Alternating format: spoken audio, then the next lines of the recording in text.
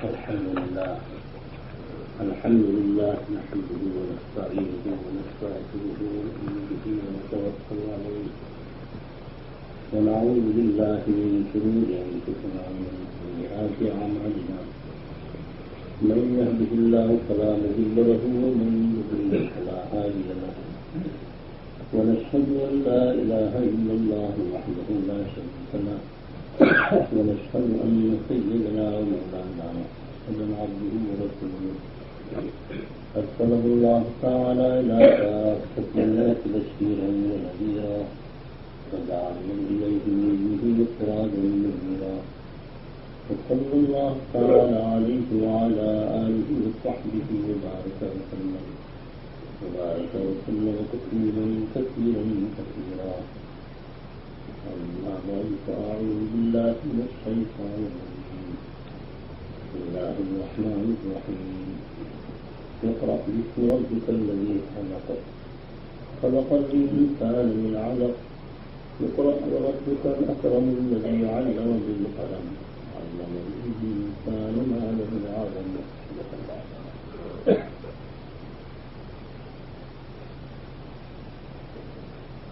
بزرگان محترم،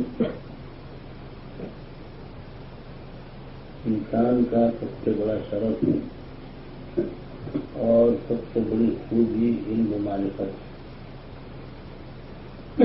علم و معرفت میں جتنی ترقی ہوگی اسی اعتبار سے اعمال و اخلاق میں بھی ترقی ہوگی اور روحانی ارتقاء اور بلندی نصیب ہوگی. اور علم و معرفت سے جتنی کوتاہی ہوگی اسی اعتبار سے سارے شعبوں پر اثر پڑے گا.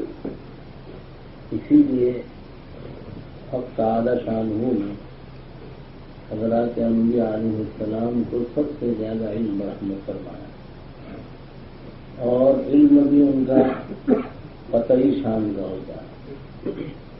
اور اس علم غزیر کے بعد حق تعالی کی طرف سے اخلاقی قوتیں، روحانی قوتیں، معنوی قوتیں اتنی ہوتی ہے کہ ساری دنیا کے مقابلے میں اگر نبی کو ایک طرف کھڑا کیا جائے تو ساری دنیا کی صلاحیتیں اس کے مقابلے میں ہے. لکھا ہے محققین نے کہ نبوت دیے جانے سے پہلے نبی کی جو عقل ہوتی وہ ساری امت سے زیادہ وزن میں بھاری ہوتی. پوری امت کی عقلیں ایک ترازو میں اور نبی کی عقل ایک ترازو میں رکھ دی جائے تو نبی کی عقل بڑھ جائے گی، فائق ہو جائے گی. اور یہ حال نبوت دیے جانے سے پہلے تھا. نبوت کی دولت سے سرفراز کیے جانے کے بعد جو حالت ہے اور اس کی جو حیثیت ہے اس کا بہت کشمیر کیا ہے. تو بنیادی چیز اور اساسی چیز علم و معرفت ہے. اور جتنی زیادہ اس میں ترقی ہوگی اسی اعتبار سے رب اکرم کا قرب حق تعالی شان کی نزدیکی نصیب ہوگی. یہی وجہ ہے کہ فقہا لکھتے ہیں کہ کتا ایک جانور ہے اور نجس ناپاک جانور، لیکن اس کو شرعی نقطۂ نگاہ سے تعلیم کر دی جائے شکار کی کہ اسے اللہ کا نام لے کر چھوڑا جائے اور شکار کو وہ پکڑ کر خود استعمال نہ کرے بلکہ مالک کے پاس لے آئے، بھیجے تو چلا جائے، بلائیں تو چلا آئے. تو ایسا کتا قلب معلم کہلاتا ہے، یعنی سکھلایا گیا کتا، اس کو سکھلایا گیا، اس کی تربیت و تعلیم کی گئی، سکھلایا گیا. تو قلب معلم کا شکار حلال ہے. تو وجہ اس کی یہ لکھی ہے کہ کتا اگر شکار کرتا ہے تو اس کی نجاست کا تقاضا یہ تھا کہ شکار بھی نجس ہے، مگر یہ تعلیم شرعی کی برکت ہے کہ اس پر کیا ہوا شکار حلال. عام کتا اگر کسی جانور کو مار دے، ہلاک کر دے تو وہ حلال نہیں ہوتا ہے. کچھ شرطیں ہیں شکار کی کہ کب اور کس وقت، مگر تعلیم کی برکت ظاہر ہوتی ہے کہ اس کے نتیجے میں شکار حلال قرار پاتا ہے. اور یہی وجہ ہے کہ ہم تعالی شانہ نے سورہ نمل میں ایک واقعے کا ذکر فرمایا کہ حضرت سلیمان علیہ نبینا علیہ الصلوۃ والتسلیم کا لشکر جا رہا تھا اور لشکر کو اور عسکر کو اور آرمی کو حضرت سلیمان علیہ السلام کی صحبت بہت کم میسر آئی تھی، بہت کم نصیب ہوئی تھی، اس لیے کہ لشکر رہتا ہے اپنے مقام پر، بادشاہ ہوتا ہے اپنے مقام پر، تو بادشاہ کے لشکر کا اور عسکر کا اور آرمی کا جوڑ ہر وقت نہیں ہوتا۔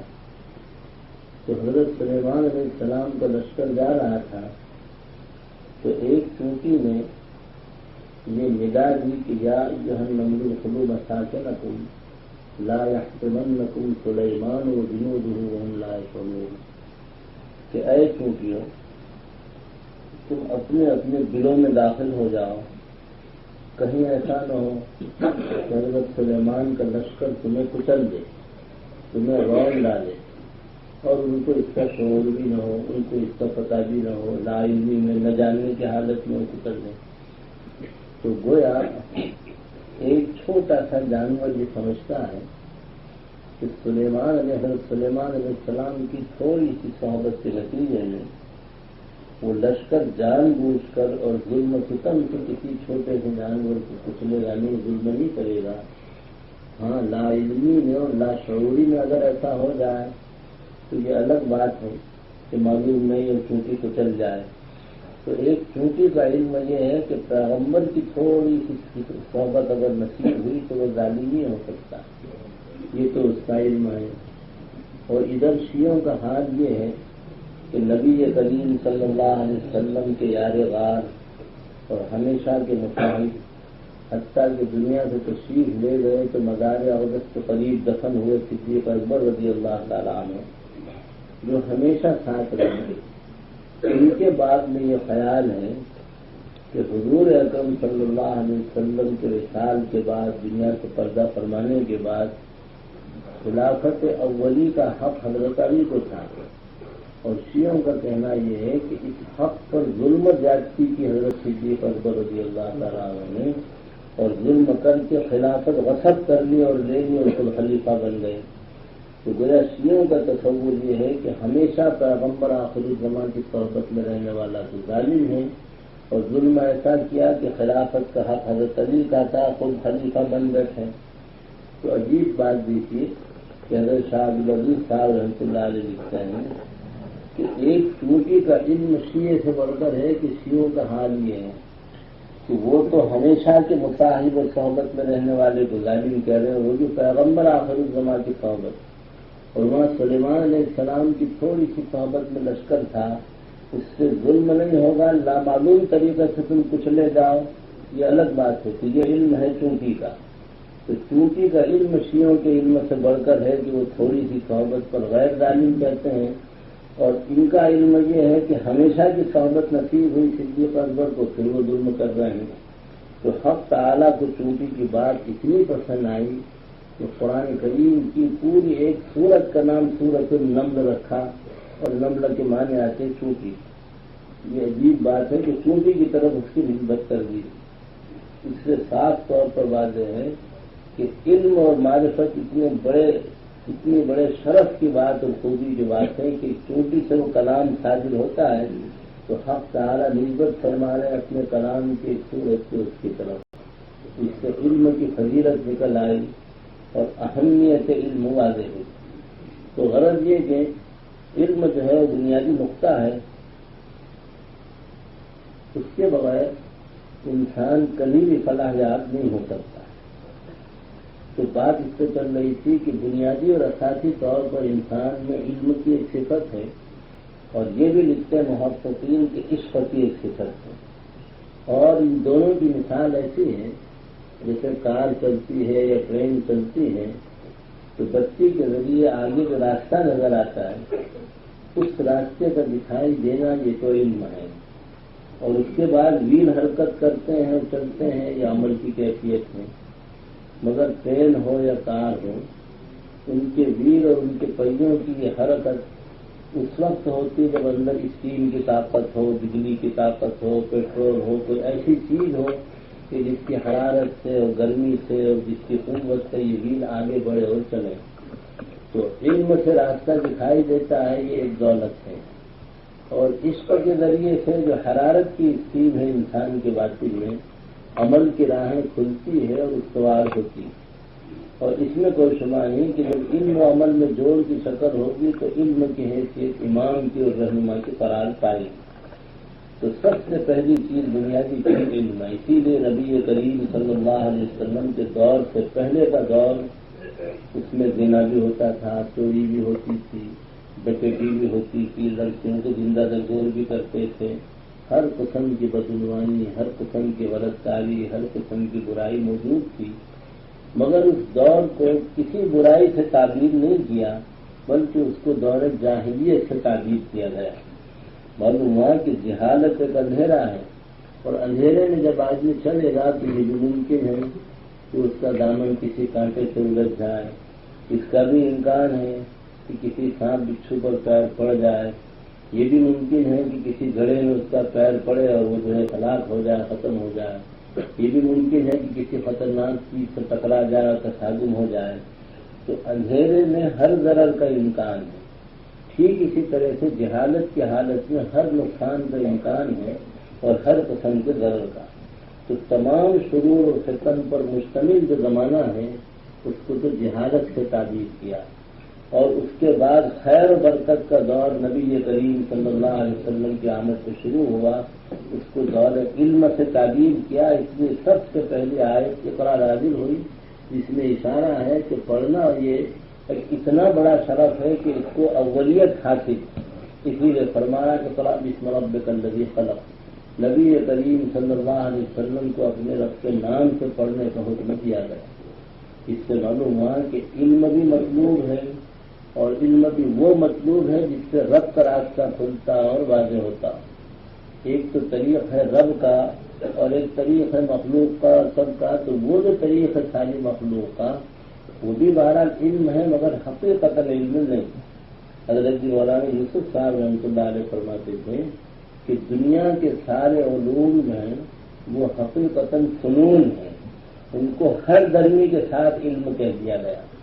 علم صرف حقیقت وہی علم ہے جسے انبیاء علیہ السلام دنیا میں لے کر آئے، اور لاریب والی شکل ہے جس میں قطعی شان موجود ہے۔ زمانے کی ہزاروں تبدیلیاں ہوں اور احوال میں انقلاب کی شکل اور ریولیوشن کی صورت ہو، مگر وہ علم ایسا قطعی ہے کہ ایک مقام پر برقرار ہے، اس میں تبدیلی نہیں ہوتی۔ اور دنیا کے علوم وہ تجربوں پر مبنی ہے، تجربہ بدل گیا علم بدل گیا، رائے بدل گئی علم بدل گیا۔ یہی وجہ ہے کہ حضرت موسیٰ علیہ الصلوٰۃ والتسلیم سے حق تعالیٰ نے پوچھا وما تلک بیمینک یا موسیٰ، اے موسیٰ تمہارے داہنے ہاتھ میں کیا ہے؟ فرمایا یہ عصا، یہ میرا عصا ہے، یہ میرا ڈنڈا ہے۔ حضرت موسیٰ علیہ السلام نے جب یہ فرمایا کہ یہ میرا ڈنڈا ہے، یہ جملہ پتہ دے رہا ہے کہ ان کا علم یہ تھا کہ یہ میری لاٹھی ہے، یہ میری لکڑی ہے، یہ میرا ڈنڈا ہے۔ اس کے بعد جب حکم دیا گیا کہ القھا، اسے ڈال دو، اور ڈالنے پر جب سانپ کی شکل پیدا ہو گئی تو جب سانپ بنا تو اس کی صورت بدل گئی، اور صورت بدلنے پر علم موسوی تبدیل ہو گیا کہ حضرت موسیٰ علیہ السلام کا پہلے علم یہ تھا کہ یہ ڈنڈا ہے، اور اب علم یہ ہے کہ جس سے یہ چمٹے وہ ٹھنڈا ہے اور اس کی آمدنی کی۔ تو سانس کی اس کیفیت کو دیکھ کر علم موسوی میں تبدیلی پیدا ہوئی، اور جب علم بدلا اس سے متعلق تو یہ بتایا گیا کہ وہ علم کی تبدیلی اور خوف کا باعث۔ تو پہلے تو ڈنڈے پر اعتماد تھا، اطمینان تھا، بلکہ سامان امن تھا، اور اب سانپ کی شکل ہے تو اس سے خوف ہے، اور سامان فرار ہے، گھبراہٹ کی شکل قائم ہو رہی ہے۔ تو پتہ چلا کہ صورتوں کی تبدیلی علم کی تبدیلی کا باعث بن جاتی ایک، اور یہ بھی معلوم ہوا کہ ابھی علم موسوی کچھ اور تھا، اور ذرا سی دیر کے بعد حضرت موسیٰ علیہ السلام کا علم کچھ اور ہے۔ اور رب اکرم کی علم کی شان ایسی ہے جیسے ایک کتاب آپ لے کر بیٹھ جائیں، اس کو آپ دیکھیں گے کہ پہلا جو سر ورق ہے، پہلا پانا، پہلا صفحہ، پہلا ورق وہ آپ کے سامنے آیا، یہ آپ کا علم ہے۔ پھر جب آپ نے اس کو پلٹا دیا تو یہ تو ہو گیا فاش ماضی ہو گیا۔ اب اگلا جو حصہ ہے وہ فیوچر ہے، جو جا چکا وہ ماضی، اور جو آنے والا مستقبل۔ اگر آپ کا علم حال سے متعلق ہے یا ماضی سے متعلق ہے، پھر وقت پلٹا تو اب جو حال ہے وہ ماضی ہو گیا۔ مگر کوئی ایسا ہو جس کے سامنے سارے اوراق ہوں تو اس صورت میں اس کے لیے ساری چیزیں حال کی ہوگی، موجودہ زمانے کی ہوگی۔ تو یہ ازل ایک پٹھا سمجھ لیں اور اس کے لیے جلد سمجھ لیں، اور ازل کا زمانے کے بعد ابد کا زمانہ وہ ایک جلد ہے۔ تو یا ان دو پٹھوں اور جلدوں کے بیچ میں یہ سارے زمانے کے اوراق ہیں کہ رات کا ورق، دن کا ورق، رات کا صفحہ، دن کا صفحہ، رات کا پانا، دن کا پانا۔ اب یہ صفحے اور اوراق پلٹتے رہتے ہیں اور نئی نئی چیزیں کھلنا شروع ہوتی ہیں انسان پر۔ لیکن 1,00,000 یا 1 کروڑ سال کے بعد جو چیز ہونے والی ہے وہ علم الہی میں اب بھی موجود ہے، اور ابھی نہیں بلکہ ابتدائی سے وہ چیز موجود ہے۔ تو حق تعالیٰ کا علم حقیقتاً تمام مکان اور تمام زمانوں پر محیط ہے، اور ساری چیزیں اس کے علم کے نیچے آئی۔ اور ظاہر بات ہے کہ جس کا علم ایسا ہے اسی کا علم قطعی ہو سکتا ہے، مخلوق کا علم قطعی نہیں ہے۔ وہ آج ایک تجربے نقطے پہ پہنچتے اس کے بعد پھر کچھ اور۔ اب جیسے وہ ڈارون کی تھیوری تھی کہ ہمارے ماں باپ اوپر جو ہے وہ بندر، یہ نسل نام اسی کو مبارک ہو، ہم تو حضرت آدم کی اولاد میں ہیں۔ اس کے بعد پھر اس نظریے پر محنتیں شروع ہوئی، اور ہوتے ہوتے بہت سارے تردید کی کہ آسانی، کسی نے تائید کی کہ ہاں ایسے ہی۔ تو نظریات بدلتے رہتے ہیں، علم بدلتا، مگر علم الہی واقعہ ایک قطعی شان کا ہے کہ سارے تغیرات سے ہٹ کرو بالا تر۔ تو علم معرفت بنیادی چیز ہے۔ اسی لیے امام غزالی رحمۃ اللہ علیہ نے لکھا ہے کہ شخص کا انتقال ہوا، اور انتقال کے بعد خواب میں دیکھا انہیں صالح اور نیک آدمی، پوچھا کہ کیسے گزری اور وہاں کا معاملہ کیا ہے آخرت کا۔ تو انہوں نے فرمایا کہ الحمدللہ اللہ تعالیٰ نے رحم و کرم کا معاملہ فرمایا، اور یہاں آنے کے بعد میں نے دیکھا کہ انبیاء علیہ السلام کے درجات کے بعد جو علماء ربانی ہیں ان کا مقام بلند ہے کہ علم و معرفت کی وجہ سے اللہ تعالیٰ نے انہیں نوازا ہے، اور پھر ان کے بعد ان لوگوں کا درجہ ہے جن پر آخرت کا فکر اور آخرت کا غم لاحق ہے۔ حضرت امام محمد رحمۃ اللہ علیہ کے حالات میں کہ انتقال کے بعد ان کو کسی نے خواب میں دیکھا، پوچھا کہ کیسے گزری۔ انہوں نے فرمایا کہ حق تعالیٰ نے مجھے عزت کی کرسی پر بٹھایا اور موتی اور جواہرات مجھ پر نچھاور کیے گئے، اور یہ فرمایا کہ اے محمد اگر تمہیں عذاب دینا مقصود ہوتا تو تمہارے سینے میں اپنا علم میں اس طرح نہ اتارتا، یہ علم تمہارے سینے میں ڈالا ہے کہ یہ دلیل تھی اس بات کی کہ ہم تم پر رحم و کرم فرمانے والے تھے اور تم پر نوازش کا معاملہ فرمانے والے تھے۔ تو علم و حکمت اتنی بڑی چیز ہے کہ اس کے ذریعے سے تھوڑی سی محنت پر بڑے بڑے مراتب حاصل ہوتے ہیں۔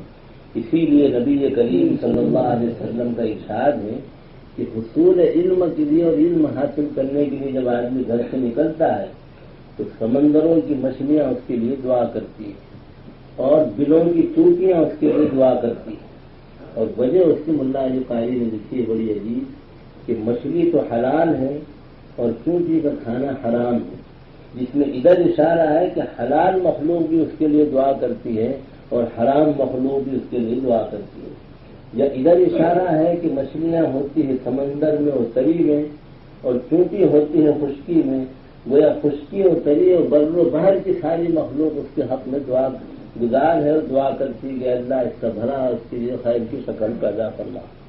یا ادھر اشارہ ہے کہ بعض مچھلیاں بہت بڑی بڑی ہوتی ہیں، اسٹیمروں کو الٹ دئیے اس کی پوزیشن ہوتی ہے، اور چونٹی انتہائی معمولی، تو بڑا اشارہ ہے کہ بڑی مخلوق ہو وہ بھی دعا گزار ہے، دعا کرتی ہے، اور چھوٹی مخلوق ہو وہ بھی دعا کرتی ہے طالب علم، اور وہ اپنی خیر منائے، اس لیے کہ یہ مخلوقات سمجھتی ہیں کہ جب تک علم باقی رہے گا خدائے پاک کی یاد باقی رہے گی، اور جب تک خدائے پاک کی یاد باقی رہے گی تو عالم باقی رہے گا، دنیا باقی رہے گی، اور جب تک دنیا باقی ہے تو ہمارے باقی رہنے کا سوال پیدا ہوتا ہے۔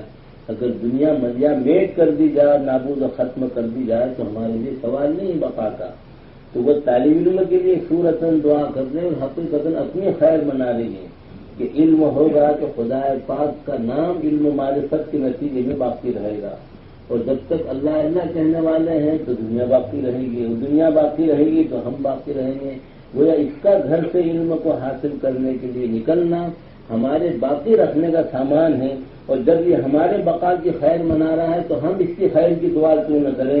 تو وہ چونٹیاں بھی دعا کرتی ہے، اور مچھلیاں بھی اس کے حق میں دعا کرتی ہیں، اور ملائکہ بھی اس کے حق میں دعا کرتے ہیں۔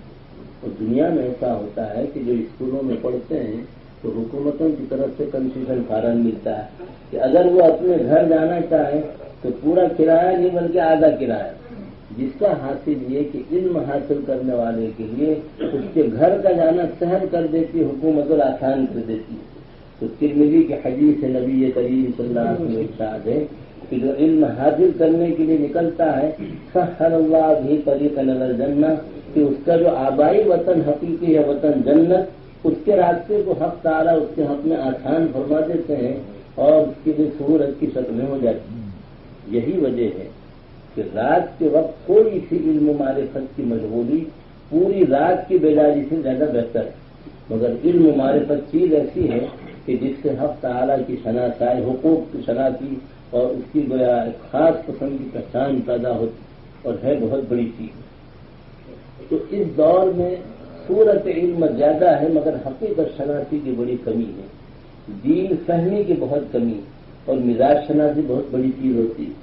اور مزاج شناسی جو مجھے یاد آیا، شاہ ایران کا ایک خادم تھا اور وہ خادم بڑا مزاج شناس، تو ایک مرتبہ رات میں شاہ ایران کی پرانا واقعہ ہے، رات میں آنکھ کھلی اور رات ہو گئی تھی آدھی، تو بادشاہ نے خادم سے پوچھا کہ اب شب سے قدر رسیدہ باشد، کہ رات کا کتنا حصہ جو ہے گزر چکا ہے۔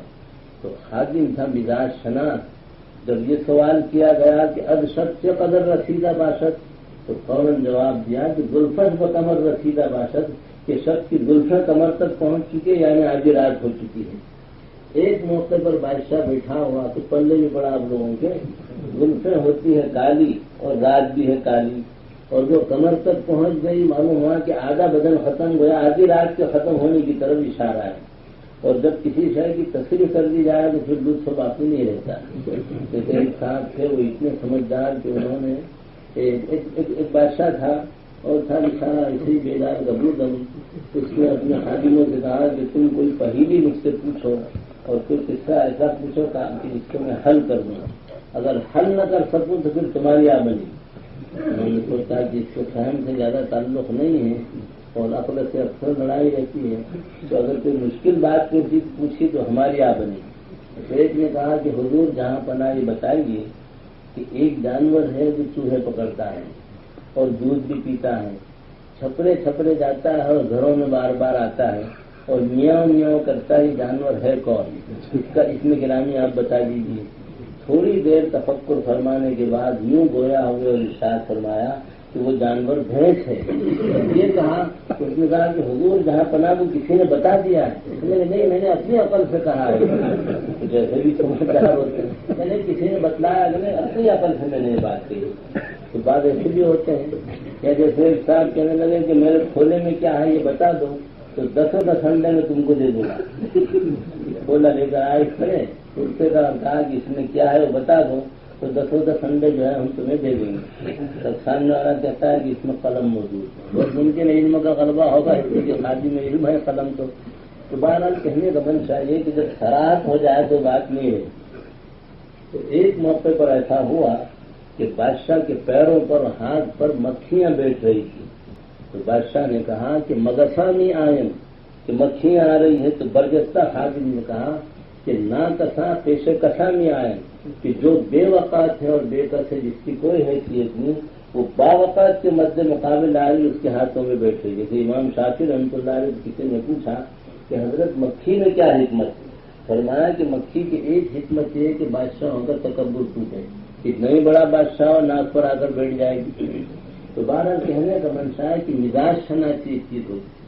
تو شاہ ایران کا خادم تھا رمضانی، شاہ ایران ایک مرتبہ، اور اس کے اشارے کو وہ سمجھتا تھا خادم، ایک دفعہ باغ میں بیٹھ کر وہاں شطرنج کھیلنا شروع کیا، اور اتفاق سے مزاج شناس خادم وہاں پر تھا نہیں، کسی اور کو اپنی جگہ بٹھا کر گیا وہ۔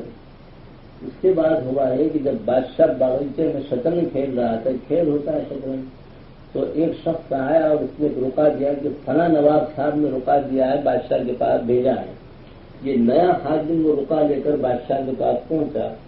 اب بادشاہ نے رکا پڑا اور پیشانی پر کچھ بل اور شکن لیا. ذرا پیشانی یوں کی جیسے ناگواری ہو، ترسی کا اثر ظاہر کیا اور پڑھ کے واپس دے دیا.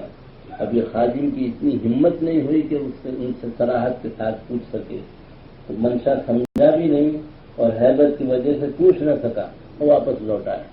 اب بڑے ششوپن میں اور بڑی چکر میں یہ پڑھنے کے بعد چہرہ یوں کیا، آخر لکھا کیا اور جواب کیا دیا. اتفاق سے وہ اصل خادم رمضانی آ گیا تو انہوں نے کہا کہ اپنی جان چھوٹی اور خیر گویا، خیر کی شکل. وہ ایسا ہے اور اس حضرت مولانا شاہ ولی اللہ صاحب رحمۃ اللہ علیہ بڑے زیادہ حیبت اور جلال کے بزرگ تھے. علی گڑھ کالج میں پہنچے تو بڑے بڑے پروفیسروں کو بات کرنے کی ہمت نہیں ہوتی تھی، بہت جذب تھا طبیعت میں.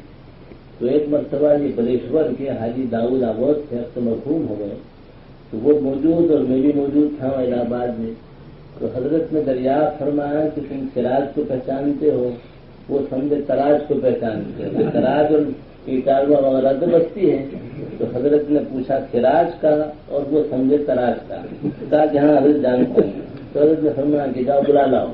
اب جب جاؤ بلا لاؤ کہا تو حیبت اتنی تھی حضرت کی کہ یہ ہمت نہیں ہوئی کہ کچھ کہیں، اٹھ کر باہر نکل آئے. میں نے کہا آج برابر پھنسے ہیں. شکل ایسی ہے کہ پہلے تو پوچھا کہ سراج کو جانتے ہو؟ کہا کہ ہاں جانتا ہوں. فرمایا کہ جاؤ بلا لاؤ. اور وہ حضرت سمجھے تراج. میں نے کہا کہ آج تو تاراج ہونے کی بات نہیں. باہر نکلا میں اور میں نے کہا کہ جاؤ تو صحیح بات کہہ دو، اسی میں سلامتی ہے. غلط اس سے غلطی ہو گئی. اور بزرگوں کے پاس اپنی غلطی مان لینے میں سلامتی ہوتی ہے، اور جہاں ایک پیش کیا بس آ بنی. سب سے خیر اسی میں سلامتی کی شکل کے آدمی تسلیم کر لے. تو غرض یہ کہ جب انہوں نے یہ کہا کہ بلا لاؤ تو ہاتھوں کے طوطے ہو گئے، ان کے قدموں تلے کی زمین نکل گئی، مگر حیبت کے مارے پوچھ نہ سکتے. تو وہاں بھی یہی شکل ہوئی کہ پیشانی کی شکل اور سلوٹیں جو ہے وہ سمجھ نہ سکا، اور حیبت کی وجہ سے اور ڈر کی وجہ سے پوچھ نہیں سکا. تو خیر ہوئی کہ اصل خادم آ گیا. جب اصل رمضانی خادم آیا تو اس نے پوچھا کہ کیا معاملہ ہے. تو نے کہا کہ یہ شکل ہے اور میں چکر میں پڑا ہوں. کسی نواب کا رکا ہے بادشاہ سلامت کے نام، اور بادشاہ سلامت گارڈن میں شطرنج کھیل رہے ہیں. میں نے لے جا کر وہ رکا پیش کیا تو پڑھ کر بھی اشارہ کیا. تو رمضانی نے کہا کہ اس میں یقیناً لیمو طلب کیے گئے ہوں گے، لیمن. اور لیمو طلب کرنے پر بادشاہ نے اشارہ کیا کہ لیمو مانگے دے دیے جائیں شاہی باغیچے سے. تب آپ انداز لگائیے کہ وہ دوسرا خادم اس چیز کو نہیں سمجھ سکا، اور یہ مزاج شناخت. اسی لیے لکھا ہے کتابوں میں کہ دربار خداوندی کے وزیر اعظم کی حیثیت جناب محمد الرسول اللہ صلی اللہ علیہ وسلم کی ہے، اور انبیاء دیگر وزراء اور منسٹروں کی حیثیت رکھتے ہیں. جیسے آسمانی دنیا کے اعتبار سے حضرت جبرائیل امین کی حیثیت تو وزیر تعلیم کی ہے، اور حضرت میکائیل علیہ السلام کی حیثیت وزیر غذا کی ہے کہ کھانے کا نظام سے متعلق. اور تنبیہات جتنی ہو رہی ہیں وہ تنبیہات میں سب سے بڑی تنبیہ موت کے ذریعے سے ہوتی ہے، اور وہ کام حضرت اسرائیل کا ہے. اور جب بہت زیادہ سرکشی ہو تو اس صورت میں قوم کو فوج کے حوالے کر دیا جاتا ہے اور سخت قسم کے آرڈیننس نافذ کیے جاتے ہیں، یا مارشاء اللہ کی شکل ہوتی. تو جب دنیا میں کوئی اللہ اللہ کہنے والا باقی نہیں رہے گا اور سب سرکش و باغی ہوں گے تو حق تعالی حضرت اسرافیل کے سپرد کر دیں گے، اور پھر بمبارڈنگ کی جو شکل ہوگی تو سب ٹیم بانٹ کر دی جائیں گی، کوئی بچنے والا نہیں ہوگا. تو بہرحال کہنے کا منشا یہ کہ انبیاء علیہ السلام کی حیثیت ایسی جیسے گزرا، اور حضور صلی اللہ علیہ وسلم وزیر اعظم کی کریں. اور اس کے بعد درجہ بدرجہ علماء ہیں. تو بادشاہ کے مزاج کو وزیر اعظم سمجھتا ہے، وہ اس کی نوک پلک کو سمجھتا ہے، وہ اشارات کو سمجھتا ہے. اسی لیے نبی کریم صلی اللہ علیہ وسلم پر جب تجلیات رحمت ہوتی ہے اور یہ دیکھتے ہیں کہ جوش رحمت ہے تو بشارتوں کا اعلان کرتے ہیں کہ جس نے کلمہ پڑھا لا الہ الا اللہ کا اور جنت میں داخل، جس نے فلاں نیک کام کیا اور جنت میں داخل، جس نے فلاں کام کیا اور جنت میں داخل. تو بشارتوں کا سلسلہ طولانی ہوتا ہے، اس لیے کہ جوش رحمت ہے اور معرفت پیغمبر کو تو اس موقع سے فائدہ اٹھا کر اسی رحمت کی ترجمانی امت کے سامنے کر دی جاتی. تو جب غضب خداوندی کا ظہور ہوتا ہے تو پیغمبر پکار اٹھتے ہیں کہ لا يدخل الجنت قطاع ولا يدخل الجنت نمام، کہ چغل خور جنت میں نہیں جائے گا، متکبر جنت میں نہیں جائے گا، پڑوسی کو ستانے والا جنت میں نہیں جائے گا. تو وہ غضب کی جتنی شکلیں اور صورتیں ظاہر ہو رہی وعید کی، تو پیغمبر چونکہ مزاج شناس ہے ادھر کی ترجمانی کرتا ہے، اس وجہ سے نظارت ڈر کی شکلیں، بشارت اور خوشی کی صورتیں سب لسان پیغمبر پر ظاہر ہوتی ہے اس کی معرفت بقدر۔ تو بنیادی اساسی چیز علم و معرفت نکل آئی، اس لیے سب سے بڑے پیغمبر حضور اکرم صلی اللہ علیہ وسلم ہیں، تو سب سے بڑا علم حضور اکرم صلی اللہ علیہ وسلم کو دیا گیا۔ مگر عجیب بندگی کی شان ہے، 15ویں پارے میں فرمایا کہ وَلَئِن شِئْنَا لَنَذْهَبَنَّ بِهِ، ہم اگر چاہیں تو جو کچھ آپ کو ہم نے دیا ہے وہ بلکہ خود آپ ہی کو ہم ختم کر دیں، ہلاک کر دیں۔ تو پتہ چلا کہ پیغمبر کا علم بھی ذاتی نہیں ہے، وہ وجود دیں تو پیغمبر موجود، وہ علم دیں تو پیغمبر عالم، وہ علم کھینچ لے تو پیغمبر کو علم نہیں ہے۔ اور یہی اہل سنت والجماعت کا عقیدہ ہے کہ دائمی اور ہمیشگی کا علم کلی اور غیب حق تعالیٰ کی صفت ہے، وہ جتنا بتلا دے اتنا پیغمبر جانے گا اور نہ بتنا ہے کچھ بھی نہیں۔ چنانچہ ایک موقع پر حضرت جبرائیل امین نے وعدہ کیا نبی اکرم صلی اللہ علیہ وسلم سے کہ ہم کل یہ فلاں موقع پر آپ سے ملیں گے۔ حضور صلی اللہ علیہ وسلم منتظر رہے اور جبرائیل امین تشریف ملا تو تشویش ہو گئی، بے چینی پیدا ہوئی، اور اس کے بعد دیر سے حاضری ہوئی۔ وجہ یہ ارشاد فرمائی کہ آپ کی چارپائی کے نیچے کتے کا بچہ داخل ہو گیا تھا، پلا جسے کہتے ہیں وہ، اور جہاں کتا ہوتا ہم وہاں داخل نہیں ہوتے۔ ضرورت کی وجہ سے مکان کی اور دکان کھیت کی حفاظت کے لیے اجازت ہے شریعت میں، باقی وہ جو شوقیہ پالتے ہیں تو اس صورت میں وہ چیز صحیح نہیں شرعاً۔ تو اب آپ اندازہ لگائیے کہ جبرائیل امین یہ فرما رہے تھے کہ جہاں کتا ہو وہاں ہم نہیں داخل ہوتے۔ وہ جیسے حضرت حامد رحمۃ اللہ علیہ سفر میں تھے، ایک آدمی کے ہاتھ میں کتا تھا، اس سے پوچھا گیا کہ کتا کیوں پالا ہے؟ تو کہا کہ جہاں کتا ہوتا ہے وہاں پر رحمت کے فرشتے نہیں آتے ہیں تو موت آئے گی نہیں ہم کو، اور کیا؟ تو فوراً برجستہ جواب دیا گیا اسے کہ کتے کی بھی تو آخر موت آتی ہے، تو جو فرشتے کتے کی جان نکال دیں گے جناب کی نکالیں گے، کون سی بات ہے؟ تو رحمت کے فرشتے نہیں، رحمت کے تو پہنچ سکتے ہیں۔ تو غرض یہ کہ حضور صلی اللہ علیہ وسلم سے بات بتائی گئی، تو مجھے یہ بتلانا ہے کہ اتنا بڑا علم آپ کا تھا، اور ادھر یہ شکل ہے کہ چارپائی کے نیچے ایک جانور ہے اس کا علم نہیں ہے، تو معلوم ہوا کہ حقیقی علم غیب کلی حق تعالیٰ کو ہے۔ یہ بندے کی بندگی کی بات ہے کہ بعض دفعہ چھوٹی سی بات بھی اسے یاد نہ رہے، نماز میں صحابہ کی شکل پیش آئے۔ تو خیر میں ذکر کر رہا تھا کہ بنیادی اور اساسی چیز علم معرفت، اسی لیے حضرت معروف کرخی رحمۃ اللہ علیہ کسی نے خواب میں دیکھا، اور یہ شاہ بن شجاع کرمانی رحمۃ اللہ علیہ سے تعلق رکھنے والے لوگ، اور شاہ بن شجاع کرمانی وہ بزرگ ہیں کہ 40 سال تک بیدار رہنے کی کوشش کی، اور نمک کا پانی آنکھ میں ڈالتے، بہت بڑا نام کبھی کوئی شکل و باقی مشہور نہیں ہے کہ بہت محنت کی بیدار رہنے۔ ایک روز سوئے ہیں تو حق تعالیٰ کی تجلی ہوئی، فرمایا کہ پروردگار عالم بیداری میں آپ کو تلاش کیا اور زیارت ہوئی آپ کی تجلی کی تو نیند کی حالت میں۔ فرمایا کہ یہ جو زیارت ہوئی ہے نیند کی حالت میں اسی بیداری کا شرف ہے کہ اگر نہ جاگتے تم اور مشقت میں برداشت کرتے تو یہ شرف نصیب نہیں ہوتا۔ تو مجھے یاد آیا شیخ کے 2 مرید تھے، دونوں میں بحث چھڑ گئی۔ ایک کہنے لگا سونا زیادہ بہتر ہے، اس لیے کہ سوئے گا تو غیبت سے بچے گا، چغل خوری سے بچے گا، حرام آمدنی سے بچے گا، اور فنا سے بچے گا، اور فنا سے بچے گا۔ اور دوسرا یہ کہتا تھا کہ جاگنا بہتر ہے، اس لیے کہ جاگے گا تو نماز پڑھے گا، تلاوت کرے گا، طہارت ہے، قصد حلال ہے، خدا کی معرفت ہے، ادھر توجہ ہے، جاگنے میں خدا جانے کتنی خیر کی شکلیں۔ تو ایک ترجیح دیتا تھا سونے کو کہ وہ بڑھ کر ہے، اور دوسرا جاگنے کو۔ پھر یہ طے کیا کہ شیخ سے جا کر پوچھیں کہ فیصلہ کریں، اس پر ہم راضی ہوں گے۔ شیخ سے خاص شان کے ان سے جو پوچھا تو انہوں نے فیصلہ یہ کیا کہ جو سونے کو ترجیح دیتا تھا اس سے تو کہا کہ بھائی تمہاری موت اچھی ہے زندگی سے، اور اس کے بعد تمہارا زندہ رہنا بہتر ہے۔ تو وہ ایک خاص بات تھی، مطلب یہ تھا کہ جاگنے کو ترجیح دی انہوں نے۔ ویسے ایک واقعہ کتابوں میں ملتا ہے کہ ایک بزرگ تھے، بڑی محنت مشقت کی، اس کے بعد وہ ایک دفعہ سوئے تو خواب میں ایک مخصوص تجلی ہوئی۔ یہ ذہن میں رہے کہ جو تجلی جنت میں ہوگی دیدار، وہ اس دنیا کے کباڑی خانے میں نہیں ہو سکتا، اس لیے کہ کسی ملک میں وہ مشہور ہے، کہیں بادشاہ جانے والا ہوتا ہے پرائم منسٹر، تو وہاں پہلے دیکھنے کے لیے بیٹھتے ہیں کہ اس کی کار آ سکتی ہے کہ نہیں، اس کا ہیلیکاپٹر جو ہے ہیلیکاپٹر ایئر آ سکتا ہے کہ نہیں، یہاں کی سڑکیں کیسی ہیں، اور اگر سڑکیں نہ بنی ہو 10 سال میں تو 10 مہینے میں بن جاتی، 10 دن میں بن جاتی، اور میں تو اسی لیے کہا کرتا ہوں کہ جہاں دنیا کے سلاطین پہنچتے ہیں اور دنیا کے بادشاہ پہنچتے ہیں تو راستوں کی اصلاح ہو جاتی ہے، اور جہاں دین کے سلاطین اور بزرگان دین پہنچتے ہیں تو چلنے والوں کی اصلاح ہو جاتی ہے، اور راستوں کی اصلاح سے چلنے والوں کی اصلاح زیادہ زوردار ہے۔ اگر راستے درست ہو جائیں اور ٹھیک ہو جائیں مگر چلنے والے وہاں بدماش رہیں تو ظاہر بات ہے کہ راستوں کی درستگی سے انہیں کیا فائدہ پہنچے گا۔ تو خیر بات یہ چل رہی تھی کہ بیچارے سوئے تو دیکھا کہ مخصوص قسم کے انوار و تجلیات، اب وہ نیند سے اٹھے تو ان کا یہ حال تھا کہ جب فرائض سنت سے فارغ ہوئے تو کہتے لا بھائی تک سو جائیں شاید تجلی ہو جائے، تو وہ ہمیشہ اس نیت سے سوچتے تھے کہ شاید کچھ نظر آ جائے۔ جیسے ہم لوگوں کا حال ہے کہ خوب کھایا پھر کھراٹے لے رہے ہیں جنریٹر شروع۔ ایک دفعہ اسی لندن میں ایک سفر میں ایک صاحب میرے ساتھ ہو گئے اور غالباً نیوٹن میں کسی جگہ پر جانا ہوا، اب رات میں ایک کمرے میں ہم دونوں سوئے، مجھ سے پہلے وہ سوئے اور سوتے جنریٹر انہوں نے ٹاپ کرنے شروع کر دیا۔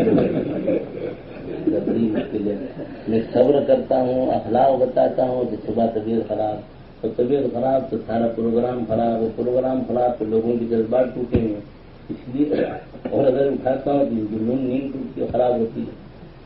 سوچنے کے بعد میں نے سوچا کہ نیند ہے ماشاءاللہ مضبوط، تو اگر ان کو جگا دیا اور جگانے کے بعد میں سو جاؤں پھر یہ سو جائیں تو چلاتے رہے جنریٹر اپنا، تو میں نے ان کو جگایا تو کہ کیا بات ہے، میں نے کہا کوئی بات نہیں میں سوتا ہوں کوئی بات نہیں میں سوتا ہوں، مطلب یہ تھا کہ میں سو جاؤں پھر اس کے بعد آپ اپنی چلنے میں گاڑی سے کچھ چل رہی تو کچھ شان کی بھی ہوتے سونا۔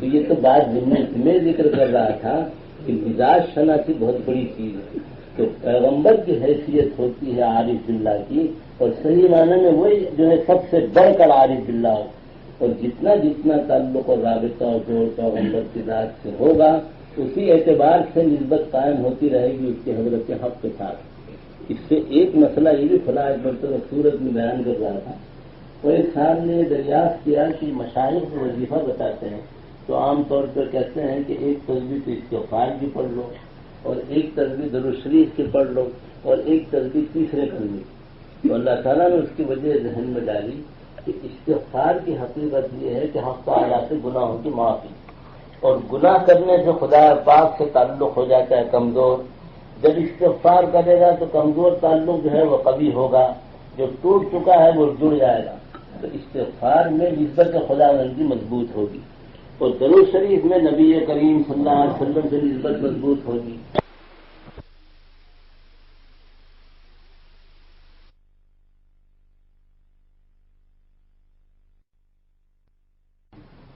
اس کو جب پڑھے گا تو اس صورت میں خلفائے راشدین کے ساتھ نسبت اس کی قوی ہو، اس لیے کہ حافظ ابن عبد البر نے لکھا ہے علیہ الرحمہ کہ حضرت صدیق اکبر کا وظیفہ یہ تھا کہ وہ ہمیشہ پڑھتے رہتے تھے لا الہ الا اللہ۔ حضرت عمر فاروق کا وظیفہ یہ تھا رضی اللہ عنہ، ہمیشہ پڑھتے تھے اللہ اکبر، اور حضرت عثمان غنی رضی اللہ تعالیٰ عنہ بکثرت پڑھتے تھے سبحان اللہ، اور حضرت علی کرم اللہ عنہ بکثرت پڑھتے تھے الحمدللہ۔ تو لا الہ الا اللہ کی کثرت حضرت صدیق اکبر فرماتے تھے، اور اللہ اکبر کی حضرت عمر سے یہ چار کلمات خلفائے راشدین پڑھتے تھے۔ تو جو شخص یہ چاروں کلمات پڑھے گا تیسرے کلمے کے ذمن میں تو نسبت حاصل ہوگی خلفائے راشدین کی بھی۔ تو استغفار سے خدا پاک سے جوڑ، اور درود شریف سے نبی اکرم صلی اللہ علیہ وسلم سے ربط، اور چاروں تیسرے کلمے کے پڑھنے سے چاروں خلفاء کے ساتھ جوڑ قائم ہوگا۔ اور وجہ اس کی یہ ہے کہ میدان محشر میں ابن عربی لکھتے ہیں کہ میدان محشر مجھ پر منکشف ہوا تو مجھے ایسا معلوم ہوا کہ مومن کے آگے نور ہے لا الہ الا اللہ کا، داہنی طرف نور ہے اللہ اکبر کا، بائیں طرف نور ہے سبحان اللہ کا، اور پیچھے نور ہے الحمدللہ کا۔ حضرت شاہ صاحب رحمۃ اللہ علیہ حکمت اس کی تھی کہ لا الہ الا اللہ تو رہبر ہے، یہ قائد اور گائیڈ ہے، اور قائد جو ہوتا ہے وہ آگے ہوتا ہے، تو نور لا الہ الا اللہ کا مومن کے آگے ہوگا۔ اور اللہ اکبر میں بڑائی کو ثابت کیا گیا ہے، اور خوبیوں کو ثابت کرنا یہ وجودی چیز ہے، اور اس کے لیے دہنا پہلو جو ہے وہ زیادہ مناسب ہے۔ اور تسبیح کا حاصل یہ ہے کہ اس میں حق تعالیٰ کی طرف نسبت یہ ہوتی ہے کہ کوئی عیب اس میں نہیں، کوئی کوتاہی اس میں نہیں، سلبی حیثیت ہے۔ تو اللہ اکبر کے لیے دہنا پہلو مناسب ہے، اور سبحان اللہ کے لیے بایاں پہلو مناسب، دانا ہوئی رائٹ، اس طرف آ رہا وہ لیفٹ کی شکل، اور تمام نعمتوں کے تکمیلے پر اور خاتمے پر آدمی کہتا ہے الحمدللہ۔ اسی لیے جنتی جنت میں پہنچیں گے تو کہیں گے وقالوا الحمدللہ الذی خلقنا، تمام تعریفیں اللہ کی۔ جیسے آپ نہیں دیکھتے کھانا کھانے کے بعد آدمی ہاتھ دھوتا ہے، تگڑی سے ڈکار لیتے ہیں شکر الحمدللہ، وہ جو الحمدللہ ہے نعمت کے خاتمے پر۔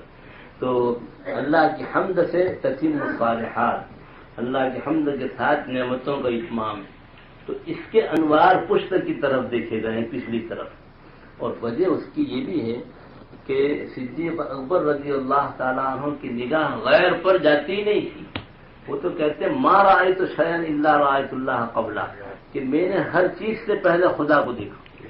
حضرت سید احمد رفاعی رحمۃ اللہ نے اس کا مطلب لکھا ہے کہ آپ دیکھتے ہیں مثلا دھوپ دیوار پر پڑ رہی، اس ٹیوب لائٹ کی روشنی جو ہے، لائٹ جو ہے وہ دیوار پر پڑ رہی، تو آپ دیوار کو پہلے نہیں دیکھتے، یہ چہروں کو پہلے نہیں دیکھ رہے ہیں، آپ مجھے پہلے نہیں دیکھتے، بلکہ غور سے دیکھا جائے تو پہلے آپ نے نور دیکھا ہے اور نور کے بعد مجھے دیکھا ہے۔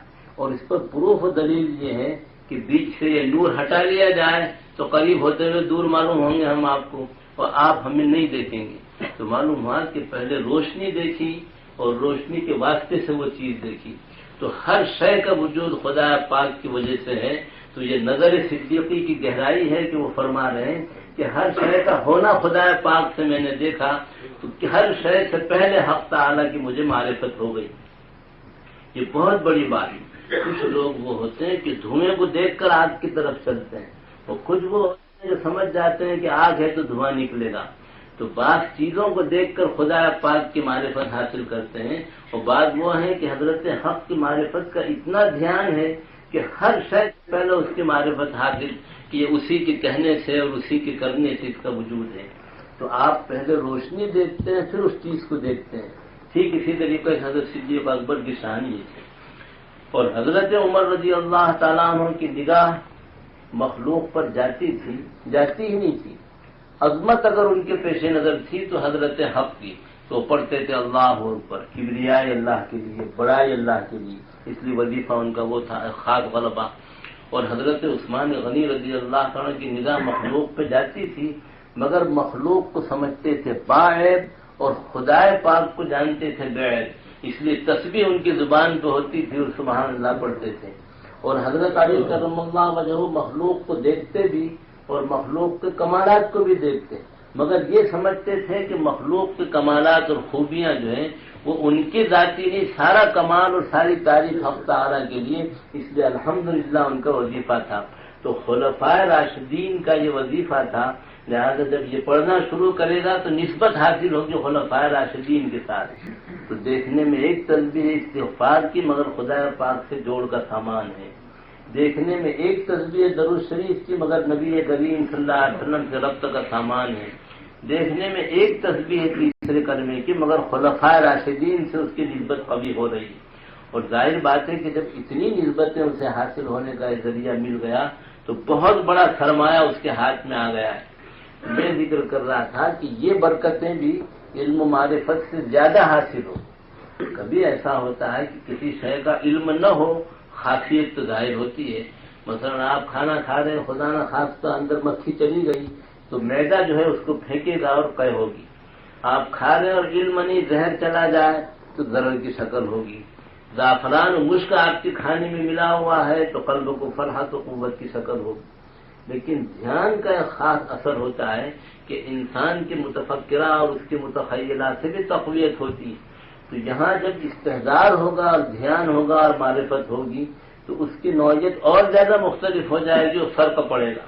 تو حاصل گفتگو کا یہ ہے کہ علم و معرفت بنیادی چیز، اسی لیے فرمایا جا رہا ہے حضور صلی اللہ علیہ وسلم سے کہ اقرأ باسم ربک الذی خلق خلق الانسان من علق، کہ آدمی کو اللہ تعالیٰ نے علق سے پیدا کیا، علق سے، یعنی نطفہ جب پیٹ میں پہنچتا ہے اس کے بعد وہ بنا ہوا خون بن جاتا ہے، اس کے بعد گوشت کا لوتھڑا بن جاتا ہے اور درجات طے کر پھر اس کا وجود بنتا ہے اور حق تعالی شان اس میں حیات ڈالتے ہیں۔ تو جو ذات ایسی ہے جس نے معمولی نطفے کو خون بستہ اور اس کے بعد علقہ یہ سب چیزیں بنا دی ہیں، علقہ اور خون بستہ اور پھر جو ڈھانچہ، تو جو ذات اتنے تغیر کر کے آگے شرف کی طرف پہنچا رہی ہے، آپ پڑھتے رہیے اپنے رب کے نام سے کہ علم معرفت کی وجہ سے آپ کو معنوی ترقی نصیب ہوگی اور درجات طے ہونا شروع ہوں گے۔ اور فرمایا رب کے نام سے معلومات سب سے پہلی معرفت مربی کی ہوتی ہے کہ کوئی بچہ ہے جو اسے کھلاتا ہو، پلاتا ہو، گھماتا ہو، وہی اس کے لیے سب کچھ۔ اس کو یہ نسب نامہ معلوم نہیں کہ والد بزرگوار یہ ہیں اور ام محترم وہ ہیں اور چچا وہ ہیں اور دادا یہ ہیں، اس کو تو یہ ہے کہ جو تربیت کرے۔ تو پہلی معرفت جو ہے وہ مربی کی ہوتی ہے۔ اور فرمایا جس نے علقے سے اور خون بستہ سے پیدا کیا، اور پھر فرمایا اقرا وربک الاکرم الذی علم بالقلم، آپ کا پروردگار شرف اور کرم اور کرامتیں لیے ہوئے مکرم ہے، تو اس کریم ذات کے توسط سے آپ حصول علم کیجئے۔ آپ کا رب کریم ہے، اور جب آپ پڑھیں گے تو وہ آپ کو مکرم فرما دیں گے علم کے توسط سے اور علم کے واسطے سے۔ اور وہ تو ایسے ہیں کہ لکڑی جو بے جان ہے اس کو ذریعے علم بنا دیتے ہیں اور دوسروں کو علم سکھاتے ہیں۔ تو جب حق تعالیٰ ایسے قادر ہیں کہ علم کے واسطے سے، لکڑی کے واسطے سے اور ایک معمولی قلم کے واسطے سے علم سکھلا دیں، تو وہ مختار مطلق ہیں کہ فرشتے کے واسطے سے سکھلا دیں، براہ راست علم سکھلا دیں۔ اور بعض علماء لکھتے ہیں کہ قلم میں ابدیت کی طرف اشارہ ہے۔ دیکھو یہ قلم ہے مثلا، تو قلم جب تک سیدھا ہے اس وقت تک وہ کچھ نہیں لکھ سکتا، اس لیے کہ عام طریق یوں لکھنے کا نہیں ہے۔ اگر کوئی یوں لکھنا شروع کرے تو لوگ کہیں گے تھوڑی کریک معلوم ہوتی ہے۔ جب آدمی لکھے گا تو اس میں جھکاؤ کی شکل ہے۔ معلوم ہوا کہ عالم میں جب ابدیت و تواضع ہوگی تو فیضان کی شکل شروع ہو جائے گی۔ جتنا قلب میں جھکاؤ ہوگا اتنی مخلوق کو نفع ہونا شروع ہوگا۔ اور پچھلے زمانے میں عامتاً یہ ہوتا تھا کہ نیب ہوتی تھی، اس کا سینہ چاک کیا جاتا تھا تاکہ روشنائی کو لے اور کاغذ کو دے۔ نبی کریم صلی اللہ علیہ وسلم جو سب سے بڑے عالم ہیں، آپ کا شق صدر کیا گیا، سینہ چاک کیا گیا تاکہ ادھر کے علوم کا القاء آپ کے سینے میں ہو اور آپ کی زبان سے سینہ جو معرفت کا گنجینہ ہے اس سے علم مخلوق تک پہنچنا شروع ہو اور مخلوق کو فائدہ ہو۔ تو اس سے صاف طور پر واضح ہے کہ علم کی بنیاد ایک تو تواضع اور ابدیت ہے، اور اس کے ساتھ شرع صدر ہونا بھی ضروری ہے۔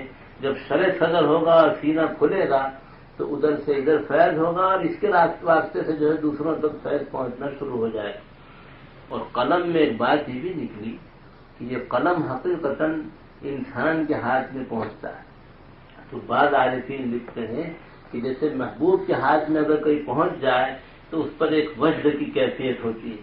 تو قلم جب تک ادھر ادھر رکھا ہے وہ بات نہیں ہے، لیکن جب انسانی انگلیوں میں آ گیا تو آ جانے کے بعد اب اس کی نوعیت دوسری ہو جاتی ہے اور اس کی صلاحیتیں اجاگر ہونا شروع ہوتی ہیں۔ مگر اپنی ذاتی رائے نہیں ہے، اپنا ذاتی ارادہ نہیں ہے، بلکہ تفویض و تسلیم ہے کہ قلم نے صاحب قلم کو سپرد کر رکھا ہے، صاحب قلم کے سپرد اپنے کو کر رکھا ہے۔ تو جب علم و معرفت والا انسان حق تعالیٰ کے سپرد کر دے گا اپنے کو، تو اس صورت میں پھر اس کی زبان سے اور ذات سے مخلوق کو نفع ہونا شروع ہوگا۔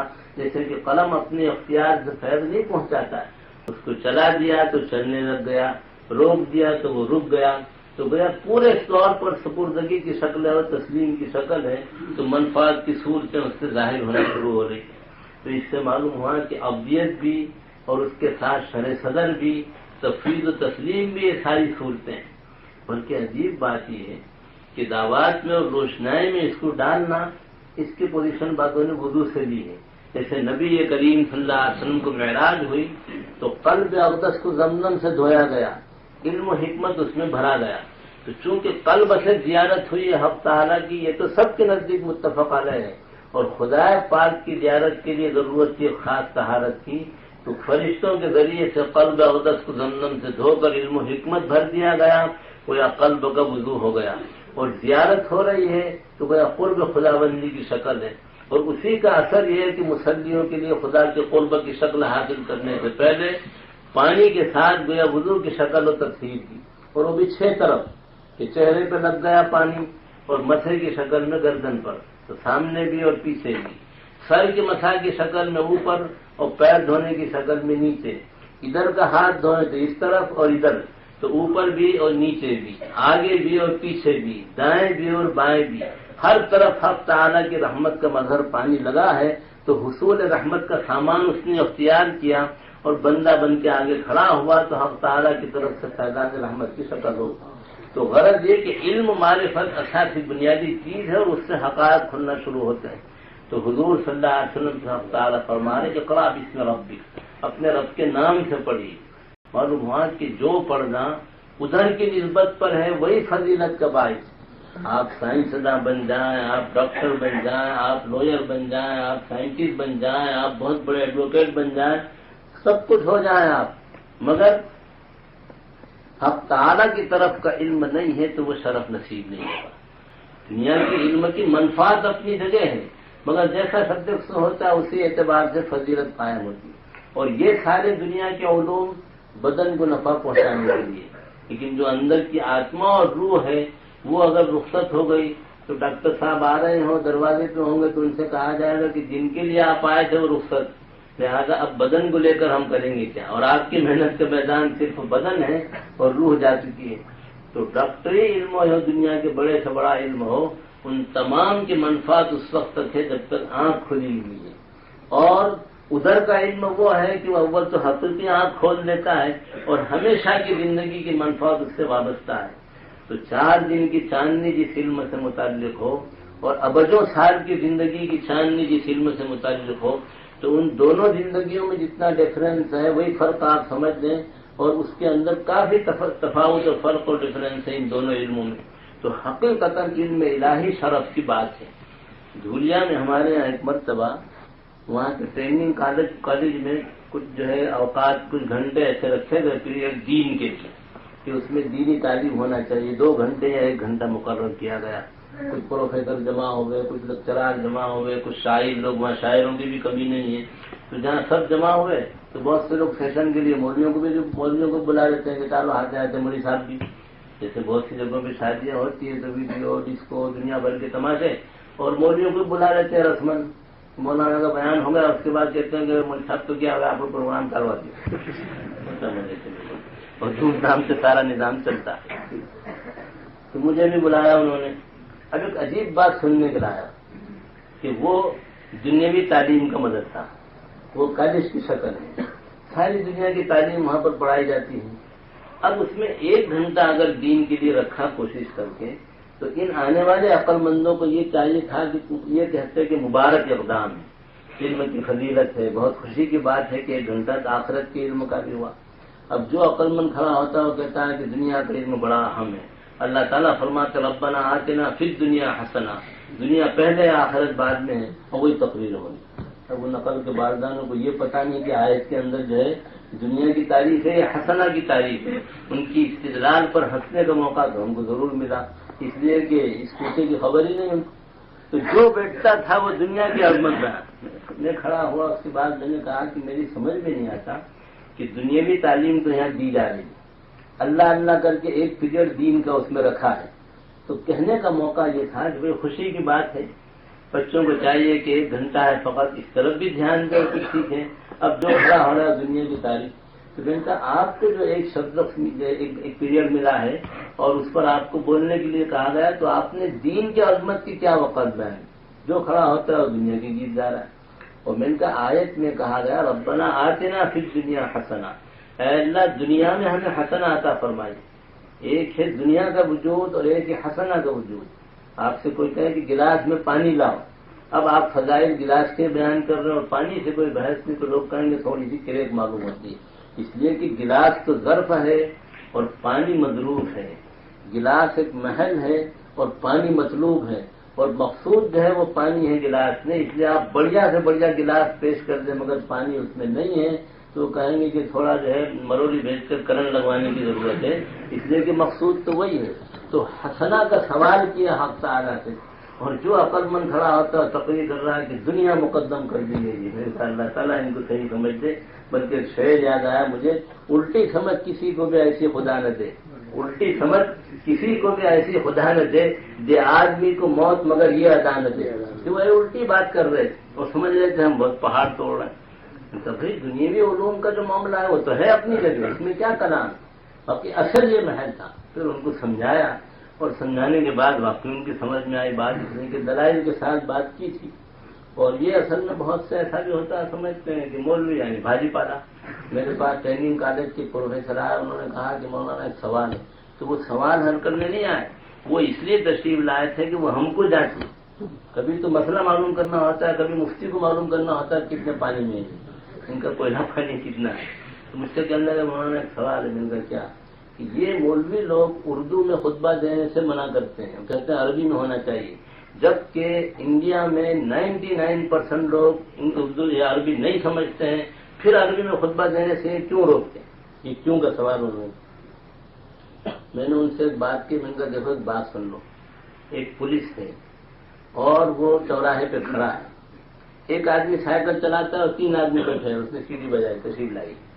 اس کے بعد کہا کہ یہ آپ نے کیوں کیا؟ تو وہ یہ کہتا ہے کہ اصل میں یہ جو قانون ہے وہ اس لیے ہے تاکہ ایکسیڈنٹ نہ ہو، اور میں تو بہت ماہر ہو چکا ہوں، مجھے ہیبٹ. وہ کہے گا دیکھو 2 چیزیں ہیں، ایک ہے قانون ساز یعنی قانون بنانے والا، اور ایک ہے قانون داں یعنی قانون جاننے والا. یہ تو آپ پارلیمنٹ کے دماغ سے جا کے پوچھئے کہ انہوں نے یہ قانون کیوں بنایا. اس لیے کہ قانون بنانا اور قانون سازی وہ اور چیز ہے، اور قانون جاننا یہ اور چیز ہے. تو میں نے کہا شرعی قانون تو اللہ نے بنایا ہے، اس کی ترجمانی ٹرانسلیشن گویا مراد واضح کی نبی اکرم صلی اللہ علیہ وسلم نے. تو قانون ساز اور بنانے والا وہ، اور علماء قانون جاننے والے ہیں. اب پہلی بنیادی غلطی آپ کی یہ ہے کہ جو کام قانون ساز کا ہے بنانے والے کا، وہ قانون داں سے آپ لے رہے ہیں. آپ کو اپنی غلطی تسلیم ہے کہ نہیں؟ تو وہ ذرا سنبھل کے بیٹھے تھے. اس کے بعد میں نے کہا سنیے، آدمی جو ہے اس میں ایک بات یہ ہے کہ ہر شے کے لیے میزان الگ ہوتی ہے، ترازو. آپ اگر سونا تولنا چاہیں تو سونے کی چھوٹی سی ترازو ہوگی، جواہرات کی چھوٹی سی ترازو. اور اگر گنڈیریاں اور لکڑیاں تولنا اور کسی سونی کے پاس جا کے ٹرک کھڑی کر دیں کہ ترازو پڑا تو تھوڑی پلیٹ معلوم. یا آپ جواہرات موتی لے رہے اور کہاں پر جہاں پر ٹرک کھڑی کی جاتی ہے تو ایسے تولنا جو کہیں گے تھوڑی سی گئی ہے. تو ظاہر بات ہے کہ ترازویں مختلف ہوتی. تو ایک ترازو ہے دنیا کی چیزوں کو ناپنے کے لیے، اور ایک میزان خدا پاک کی شریعت کو سمجھنے کے لیے. تو خدا پاک کی شریعت بنتی ہے قرآن کریم سے، اور قرآن کریم کی حقیقت کا تحمل تو پہاڑ بھی نہیں کر سکتا. تو آپ کی عقل ہے اتنی سی، آگے پیچھے کی خبر ہے نہیں، اور اس چھوٹی سی عقل پر آپ شریعت کو ناپنا چاہتے ہیں اور اسٹینڈرڈ اور معیار اس کو قرار دینا چاہتے ہیں. میں نے کہا یہ آپ کی بنیادی غلطی ہے، کیونکہ ایک چیز ہو زیادہ بڑی اور ترازو ہو چھوٹی. میں نے کہا مثال دی ان کو، میں نے کہا دیکھو یہ قلم ہے، یہ قلم کا مطلب سمجھتے ہو؟ یہ 6 طرف سے نہیں ہے اور بیچ میں ہے. میں نے کہا آپ پروفیسر کھڑے ہو جائیے، آپ 6 طرف سے نہیں ہے پروفیسر اور بیچ میں ہے. اگر آپ کو اس کے خلاف منوانا ہو تو ثابت کیجیے. اس لیے کہ آپ اپنے پیر سے لے کر سر تک پروفیسر ہے، اس کے اوپر نہیں، اور سر سے لے کر ٹائر تک ہے اس کے نیچے نہیں، یہاں سے لے کر یہاں تک آپ ہیں اس کے آگے نہیں، اور یہاں سے لے کے یہاں تک آپ ہیں اس کے آگے آپ پروفیسر نہیں. میں نے کہا 6 طرف سے آپ نہیں ہیں، تسلیم کرتے ہیں یا نہیں؟ اب اگر وہ ہاں کہے تو مصیبت، بھائی ہاں کہیں تو مصیبت. میں نے کہا جب موصوف کی ذات اتنی محدود و گھری ہوئی ہے تو آپ کی جو صفت علم ہے وہ بھی محدود ہے. آپ کا سرمایہ علم ہے ہی کیا؟ بہرحال ایک لمبی تقریر تو پہلے اسی پہ کی. تو وہ کہنے لگے کہ میں ذرا جلدی میں پھر آؤں گا. وہ میرے کہنے کا منشا یہ ہے. اور ایک بات جاتے جاتے کہہ رہے کہ ہم تو یہ سمجھے تھے کہ مولوی ملا لوگ اتنا جانتے ہیں کہ کنویں میں چپکلی گر پڑی تو کتنے ڈول نکالنا، چوہا گر جائے تو کتنے ڈول نکالنا. وہ آپ کو لطیفہ سنا نیند اڑانے کے لیے. ایک لے بھاگو مفتی تھے، ان کے پاس ایک شخص پہنچا اور کہا کہ مفتی صاحب یہ بتاؤ ہمارے یہاں چوہا گر پڑا ہے کنویں میں کتنی ڈول پانی نکالیں. وہ مسئلہ یاد تھا نہیں ان کو. تو انہوں نے کہا کہ دیکھو ایک بات سنی، یہ فقہ ہے اور مسائل میں بڑی باریکی ہوتی ہے. پہلے میں تحقیق کرتا ہوں، اس کے جوابات آپ دو تو مسئلہ بتاؤں. پہلے یہ بتاؤ کہ چوہا گر کر مرا یا مر کر گرا ہے؟ گرنے کے بعد مرا ہے، مرا ہوا ہو کر گرا ہے؟ اگر گر کر مرا ہے تو سوال یہ کہ آ رہا تھا یا دوڑ رہا تھا، اپنی اصلی حالت پہ چلتا تھا یا دوڑ رہا تھا؟ پھر تیسرا سوال ہے کہ دوڑ رہا تھا تو بلی نے دوڑایا تھا یا خود دوڑ رہا تھا؟ کیونکہ بلی دوڑاتی ہے تو پیشاب کر دیتا ہے. یہ بھی حساب کرنا ہے. تو یہ سب تحقیق کر کے اس کے بعد مسئلہ. اب وہ ادھر گئے, انہوں نے دیکھ لیا, بیچ لیا. وہ تو جو لاواقف ہوتے ہیں ان کی بات ہے. میرے کہنے کا منشا ہے کہ علم معرفت بہت بڑی چیز ہے, اور دین کا علم وہ جان اور اساس ہے. تو آج کے اس دور میں اس کی بڑی ضرورت ہے. علم کی کمی ہے, اور اسی کے نتیجے میں بہت آتا ہے. اتنا سارا نظام ہے ایک درجے میں, مگر جو صحیح معرفت ہے وہ بہت بڑی چیز ہے. اور علماء ربانی جو ہے ان کا وجود بہت غنیمت ہے. اب اگر آپ یہ کہیں کہ اب مولانا پہلا جو مولانا 6 کہاں ہے, پہلے جیسے لوگ کہتے ہیں پہلے جیسے امام نہیں, پہلے جیسے عالم نہیں, تو میں کہتا ہوں کہ بھائی جب صحابہ جیسے مقتدی تھے تو حضور جیسا امام تھا صلی اللہ علیہ وسلم. تابعین مقتدی تھے تو صحابہ جیسے امام تھے. تابعین مقتدی تھے تو تابعی جیسے امام ہیں. پھر 14ویں صدی 15ویں صدی میں آپ جیسے مقتدی ہیں تو ویسے امام ہے, جیسی روح ویسے فرشتے ہیں. اب آپ 15ویں صدی میں گڑبڑیشن لائی ہے پوری, اور امام ڈھونڈتے خواجہ حسن بصری جیسا, خواجہ معین الدین اجمیری جیسا, باعث بستانی جیسا. تو سوچو جیسی روح ویسے فرشتے. اپنی حالت بھی تو دیکھو کہ اس زمانے میں جو شکل, اسی لیے لکھا ہے کہ ایک زمانے میں عوام سوئے ہوئے تھے اور علماء بیدار, وہ ان کو جگاتے تھے. اب دور یہ ہے کہ علماء سو گئے. آپ سن کے خوش ہو گئے جو ہے کہ ملکات جو ہے عوام سوئے ہوئے تھے اور علماء ان کو بیدار کرتے تھے. اب دور یہ ہے کہ علماء سو گئے اور عوام مردہ ہو گئے. تو اور زیادہ مشکل کی بات ہے. یہ بات بزرگوں کا کلام ہے, تو اس اعتبار سے ڈفرینس ہے. یہ نہ سمجھیے کہ اب پہلے جیسے لوگ کہاں ہیں, کوئی جیسے ہیں ان کو بھی غنیمت سمجھو. بہت ممکن ہے کل کو جا کے یہ بھی نہ ملے, اس لیے کہ اتنا انحطاط ہو رہا ہے. بڑے بڑے علماء ربانیین دنیا سے اٹھتے چلے جا رہے ہیں, اور جو جاتا ہے اس کی جگہ خالی, جو جاتا ہے اس کی جگہ خالی, جگہ ہی پور نہیں ہو رہی. تو جتنے ہیں ان کو غنیمت سمجھو. بعض دفعہ ایسا ہوتا ہے کہ فائدہ اٹھانا نہیں ہے تو بہانہ کیا پہلے جگہ مفتی کہاں ہے, پہلے جگہ ہم جا بجا ٹھیک سے یہ, اور پہلے جیسے آپ کہاں ہیں ماشاء اللہ آپ کی زندگی. سود دیکھیے تو جائز کرنا چاہتے ہیں, ویڈیو دیکھو تو جائز کرنا چاہتے ہیں, فلاں دیکھو تو جائز. لیکن آپ مولوی لوگوں ٹانگ رہا وجمن, جہاں کوئی مسئلہ ہے کہ مولوی ٹانگ اڑاتی, یہ مولویوں سے ذرا کٹ کر چلے تو بہت اچھا. لیکن یہ سب مصیبت, حالانکہ یہی راحت کا سامان ہے اور ان کا وجود بہت غنیمت. اور آج بھی ماننے والے بات لوگ ہوتے ہیں. ایک واقعہ سنا کے ختم کرتا ہوں. کھلوڑ میں میرا بیان تھا. ایک ساتھ کینیڈا سے آئے, بہت ڈیکوریشن بہت سجایا انہوں نے. اب میرا بیان تھا عشاء بعد. مجھے معلوم ہوا کہ آئندہ کل ان کے سارے پلان ہیں, پروگرام, ویڈیو بھی, ڈسکو بھی, جو ہے شاید ڈینس بھی, اور یہ بھی اور وہ بھی, پیسے بہت ٹھاڑ بات. تو جو دائی تھے میں نے ان سے بات کی. میں نے کہا بھائی دیکھو یہ بات اچھی نہیں ہے, ہم نے ایسا سنا ہے. اگر آج آپ نے قرآن و حدیث کا بیان سنا اور کل اپنا پروگرام چلایا تو ہم تو آپ کو کچھ بگاڑ نہیں سکتے. یہ تو آج بھی آپ نے رکھتے ہو, قوالی رکھتے تو آپ کا کون ہاتھ پکڑتا. مگر ذرا اس اعتبار سے سوچیے کہ کتاب و سنت کے انوار, قرآن و حدیث اتنی بابرکت چیز. تو ایسا ہوا جیسے پہلے عطر لگا دیا, اس کے بعد پیشاب بدن پہ ڈالا, عطر لگایا, اس کے بعد پیشاب چھڑکا. تو یہ کوئی بات ان کو سمجھایا طریقہ. تو کہنے لگے میں اب کل نہیں کروں گا, بالکل نہیں ہونے دوں گا. میں نے کہا بالکل یہ کیجیے آپ, ہم تحقیق بھی کریں گے. اور میں نے کہا سن لو, اگر آپ کریں تو ہم آپ کا بگاڑ نہیں سکتے, لیکن ہونا ہے چاہیے. اور بیچارے شریف آدمی ایک پروگرام نہیں ہونے دیا, کہہ دیا کہ ناممکن ہے. ہمت کر لی, ہمت ہو تو سماج کا مقابلہ بھی ہو سکتا ہے. مگر بس وہ آدمی وہیں پچھڑ جاتا ہے کہ گھیر والی نہیں چال رہی, ہوم منسٹر وہ چل رہی بالکل مخالفت میں چلتے. جیسے ایک صاحب کہتے تھے اپنی بیوی کے بارے میں, ان کی بیوی کا نام خدیجہ تھا. مجھ سے کہہ رہے تھے کہ خدیجہ جانا خدمت وہ کرے پر وروج مت چالے. آپ نے یہ اتنا تو کہ کٹا رہا ہوں, ان کا یہ خوب ہے کہ ہمیشہ خلاف ہی چلتی. تو اس میں بھی زندگی کا ایک لطف ہے. ان کو آتا ہے پیار میں غصہ, ہم کو غصے میں پیار آتا ہے, اس میں بھی ترقی ہوتی. مرزا صاحب کے حالات میں لکھا ہے, جانا رحمۃ اللہ علیہ, بڑے نازک مزاج تھے, بہت نازک, اتنے نازک مزاج کہ ایک دن آنکھیں لال تھی.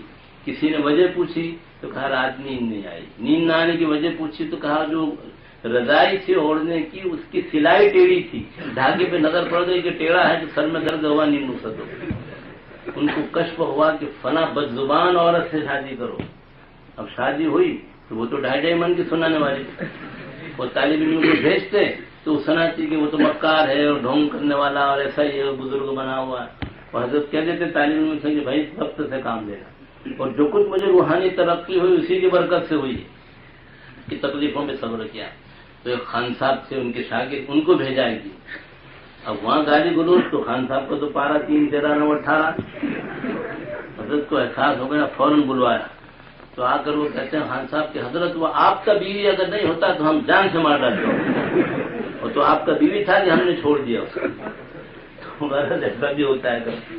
بہرحال بات اس پہ تھی کہ علم معرفت بڑی دولت ہے، اس کی اہمیت سمجھو، جو حضرات ہیں ان کے قدر پہچانو، اور اس کے ساتھ ساتھ اپنی آخرت کی بنانے کی فکر کرو، جو نہیں آتا ہے پوچھو، اور مقصود علم کا حاصل کرنا ہو، اپنے میں تبدیلی پیدا کی۔ یہ کوشش مت کیجیے کہ کسی طرح مفتی سے نکلواؤ، جیسے میں نے کہیں 2-4 روز پہ بیان میں کہا کہ مفتی مہدی حسن صاحب کے بعد صورت میں ایک شخص آئے، ہمارے حکیم صاحب مرحوم سناتے تھے کہ ایک مسئلہ پوچھا کہ مفتی صاحب بتاؤ جائز ہے کہ ناجائز؟ مفتی مہدی حسن صاحب تو بہت بڑے مفتی کفایت اللہ صاحب کے خاص شاگرد، مفتی صاحب نے فرمایا کہ ناجائز ہے، تو وہ تھوڑی دیر بیٹھا، اس کے بعد کہا کہ مفتی صاحب یہ اتنی ساری کتابیں کہیں سے نکالو تو صرف ڈھونڈ کے جائز ہے، یعنی اتنی کتابیں تو کہیں سے تو ڈھونڈ کے نکالو، تو مار مور کے وہ جائز کرنے کا چکر ہوتا ہے۔ یہ ہے تو علم کی ضرورت ہے، اس کی قباحت کو سمجھے کہ نفسانیت پہ ہم چل رہے ہیں تو بڑے فوائد ہیں۔ بہرحال بات طویل ہو گئی، میں تھکا پکا مسافر اور کئی روز سے جو ہے آپ لوگوں کو ستا رہا ہوں، اتنی کہتا کہ آپ لوگ مجھے ستا رہے ہیں، مگر یہ کہ کئی روز ہو گئے اور کل ہماری روانگی ہے، اب تو جاتے ہیں میں قدرے سے میر، پھر ملیں گے اگر خدا لایا۔ باقی یہ ہے کہ توقع نہیں رکھتا اس عمر کی کہ آپ لوگ سوچتے ہوں گے یعنی مولانا میں پشیاون شوق سے، جو تو میری تقدیر میں لکھا ہے اس لیے آنا ہوتا۔ میں تو انگلینڈ میں آ کر دوسرے دن سوچتا ہوں یا اللہ اسی موسم میں اور اسی جگہ میں آگے کیوں پھنسا، اپنے گھر پہ بہت راحت کر دیتا ہوں، تقریری میں شاہی کرتا ہوں میں تو الحمدللہ، اس لیے جو ہے یہ ذہن میں رہے کہ یہ دین کی وجہ سے اور لوگوں کی طلب کی وجہ سے آنا ہو جاتا ہے، اور جب آتا ہوں تو سوچتا ہوں کہ یا اللہ تھکا پکا مسافر، سال بھر کا کتابیں اسفار، اور اس کے بعد جب شاہ رمضان آتے ہیں شعبان یہ چکر، اب یہاں سے وہاں بلیک بنوا، 8 دن بعد پھر پولسول 2 روز، پھر اس کے بعد جو ہے لندن، اور لندن سے عید ہوتی، دوسرے دن کینیڈا سے نارتھ امریکہ، اور وہاں سے کینیڈا، لندن، بمبئی، سورت، رانگیر تک کے سر وہی کتاب سے شروع گھنٹی، تو سانس لینے کی فرصت نہیں۔ تو اللہ سے دعا کیجیے کہ ہمت دے، صحت دے، اخلاق دے، اور اتنے دن میں جتنی باتیں ہوئی کوشش کی اس بات کی، اپنے کو مخلص تو نہیں کہتے مگر کوشش کی اس بات کی کہ عظمت دین کی کھلے اور حقائق آئے۔ یہ منشا نہیں ہوتا کہ کسی پر ٹونٹنگ ہو، کسی پر جو ہے استہزاء ہو، اس سے بیان میں برکت نہیں رہتی، نفع بھی نہیں ہوتا، کسی کو ایسے غلط فہمی نہ ہونا چاہیے، اور جو باتیں کہی ہیں بالکل دو ٹوک بات کے ساتھ ساتھ لگی لپٹی کی عادت نہیں ہے، اور امول ڈیری کا ڈبہ ساتھ رکھنے کی عادت نہیں ہے، کچھ سمجھ میں آئی بات؟ ایک امول ڈیری آنند کی، اس کا مسئلہ مشہور ہے، تو وہ ڈبہ میں ساتھ رکھتا نہیں، ساتھ ساتھ بات کہہ دیتا ہوں، تو اگر آپ کو برا لگا ہو تو مرغی کے ٹانگ جو ہے شہری میں زیادہ دو توڑ لینا ہو، باقی یہ ہے کہ بات تو صاف ہے، وہ لگی لپٹی والی بات کی چاپلوسی والی بات نہیں ہے، اور ویسی کوئی سی بات بھی نہیں ہے۔ تو اللہ پاک آپ لوگوں کی جوڑنے کو، اس شوق کو قبول فرمائے، اور مجھے بڑی خوشی ہوئی کہ باٹلی کی فضا اچھی، علماء میں اتفاق، یہاں کے عوام میں دینی شوق، میں بہت خوش ہوا، اور یہی میں کہہ رہا ہوں کہ یہ امول ڈیری کا ڈبہ نہیں ہے کہ خالی آپ کو خوش کرنے کے لیے، بلکہ واقعہ یہ ہے کہ مجھے مسرت ہوئی۔ اللہ پاک آپ لوگوں کی دینی شوق کو اور بڑھائے، زیادہ سے زیادہ جوڑ، آپس میں محبت، احترام، عوام علماء کا، علماء کی شفقت عوام کے ساتھ، آپس میں دینی کام کرنے والے ایک دوسرے کا اکرام کریں، یہ ہے زندگی۔ باقی ہلو این آئین تین وہ زندگی کا لطف نہیں۔ بہت خوشی ہوئی، بہت خوشی ہوئی۔ وہ ایک دفعہ میں 17 سال پہلے آیا تو مولانا عبدالرؤف صاحب کے نام ایک فون آیا، میں وہی کھڑا تھا، تو وہ عید کے چاند کے لیے گرم ہو رہا تھا، تو میں نے اس سے کہا کہ مولانا صاحب نے کہا دیکھو یہ باٹلی، اگر ایک باٹلی اندر اتر جاتی ہے تو آدمی بے قابو ہو جاتا ہے، اور اگر کوئی باٹلی ہی میں اتر جائے تو یہ بڑی بات ہے کہ آپ لوگ باٹلی کے اندر اترے ہوئے پھر قابو میں جوڑ کی شکل سے کچھ پلے پڑ رہی ہے آپ کو، ایک باٹلی اندر اترے تو آدمی بے قابو ہو جاتا ہے۔ یہ مستی میری تھی مچا دی جس نے ہلچل، نشہ شراب میں ہوتا تو ناشتی بوتل، یہ تو سب ہمارے اندر ذوق شوق کہتی ہے۔ تو غرض یہ کہ اللہ کا احسان ہے، اور ہم دعا کریں گے آپ کے لیے اور آپ ہمارے لیے کہ اللہ پاک ہم سے راضی ہو جائے اور ایمان کے ساتھ اللہ میں اٹھائے اور ہم سب کی آخرت بن جائے۔ اے داغ ہم نے غسل کی تدبیر بتا دی تو تقدیر کا ذمہ تو یہاں ہو نہیں سکتا، سوچا کیا تھا خدا جانے کیا کیا باتیں آئی، بہرحال وہ اللہ تعالیٰ کی طرف سے زبان پہ ڈال دی گئی، کوئی نافع باتیں ہیں، اللہ تعالیٰ قدر کی توفیق اور عمل کی درود شریف پڑھ لیں۔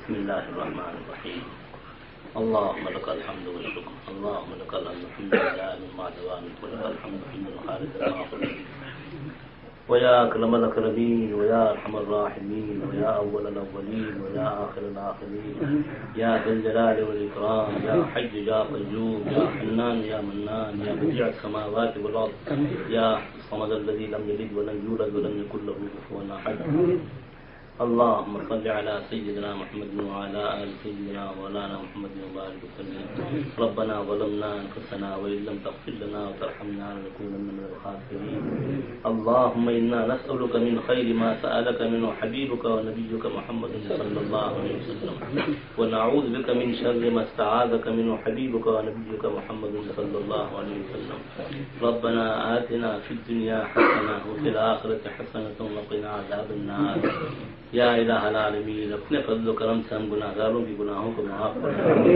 اے اللہ ہماری خطاؤں سے درگزر فرما الہ العالمین ہماری سیئات سے درگزر فرما مولا ہم آپ کے گھر میں اس وقت ہاتھ پھیلائے ہوئے ہیں آپ کے سامنے اے اللہ ہمیں تسلیم ہے اور ہم مانتے ہیں کہ ہم پرانے گناہگار ہیں اے اللہ ہم قراری مجرم ہیں اور اپنی زندگی میں خدا جانے کتنے گناہ ہم نے کیے ہیں اے رب رحیم اور اے رب کریم اپنے فضل و کرم سے ہمارے گناہوں کو معاف فرما اگر آپ نے ہمارے گناہوں کو معاف فرما دیا تب تو ہم کامیاب اور بیڑا پار ہے اور مولا اگر خدا نخواستہ آپ نے ہمارے گناہوں کو معاف نہیں کیا تو ہمارے لیے بربادی و تباہی کی سوا کچھ نہیں مولا ہماری خطاؤں سے درگزر فرما ہم نے زندگی بڑی غفلت میں گزاری خدا جانے کتنے دن اور کتنی راتیں غفلت میں گزر گئی کتنے اوقات و گھنٹے ہم نے باتیں بنانے میں ضائع کر دی مولا ہم مجرم ہیں ہم خطا کار ہیں ہماری آنکھیں گناہگار ہمارے کان گناہگار ہمارا دل گناہگار ہماری زبانیں گناہگار بدن کا ایک ایک عضو گناہگار